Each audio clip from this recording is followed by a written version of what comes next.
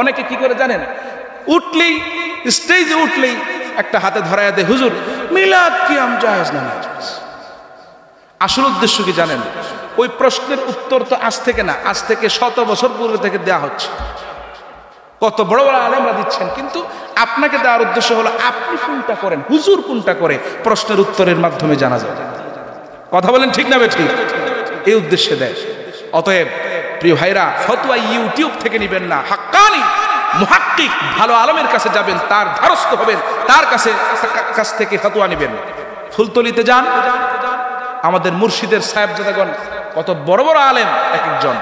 মুফতি সাহেবের কাছে যান, মাইজুম সাহেবের কাছে যান, তাদের কাছে যান, ফতোয়া নেন তাদের কাছ থেকে। নিবেন আপনি ইউটিউব থেকে, নিলে তো আপনি বেকায়দায় পড়বেন। সাহেব বাড়িতে যাবেন, ভালো আলেমের কাছে যাবেন, দারুন নাজাতে যাবেন, ভালো আলেমের কাছে যাবেন, মৌলভীবাজার টাউন কামিল মাদ্রাসায় যাবেন, মুহাদ্দিস হুজুরের কাছ থেকে ফতোয়া নিয়ে আসবেন। এইরকম ভালো মুহাদ্দিস, মুহাক্কিক, মুফতি এদের কাছ থেকে ফতোয়া নেবেন। ইউটিউব থেকে ভাইরাল হইলেই আপনি তাকে গ্রহণ করবেন, এমন হতে পারে। দেখেন না এই ভাইরালের অবস্থা কিরকম হইতেছে?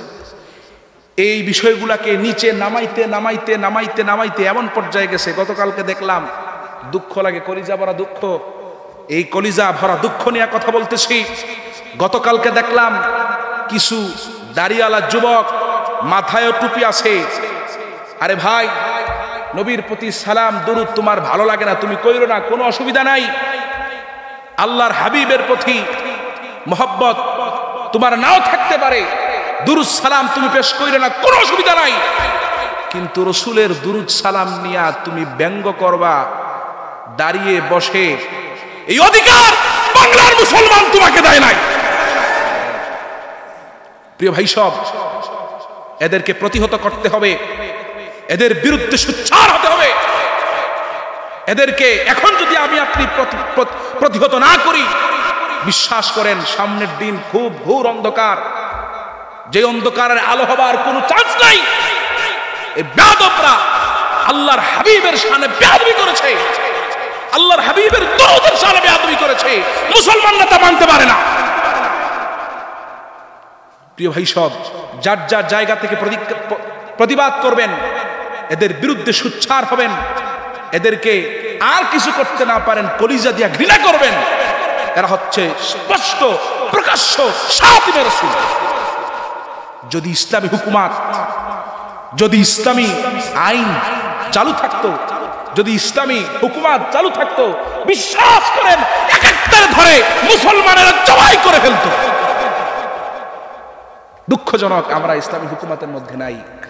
যদি থাকতো, এরা পৃথিবীতে বাঁচার কোনো অধিকার নাই। মান সাব্বা নাবিয়ান ফাকতুলহু, যে ব্যক্তি রাসূলকে গালি দেয় তাকে হত্যা করো, কোনো আর সুযোগ নেই।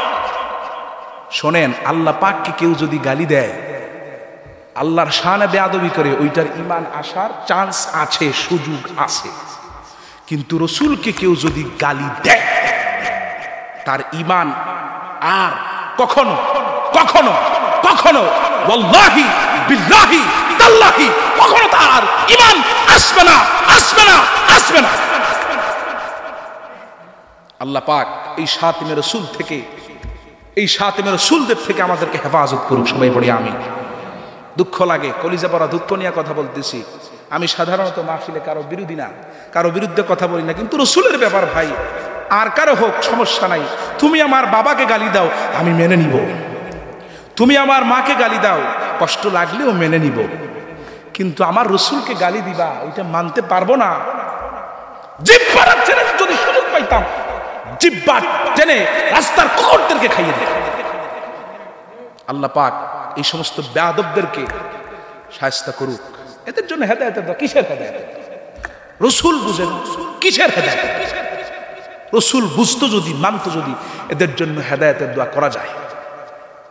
আল্লাহ পাক এদের খপ্পর থেকে আমাদেরকে হেফাজত করুক। সবাই বলি আমিন। আরো জোরে বলি আমিন।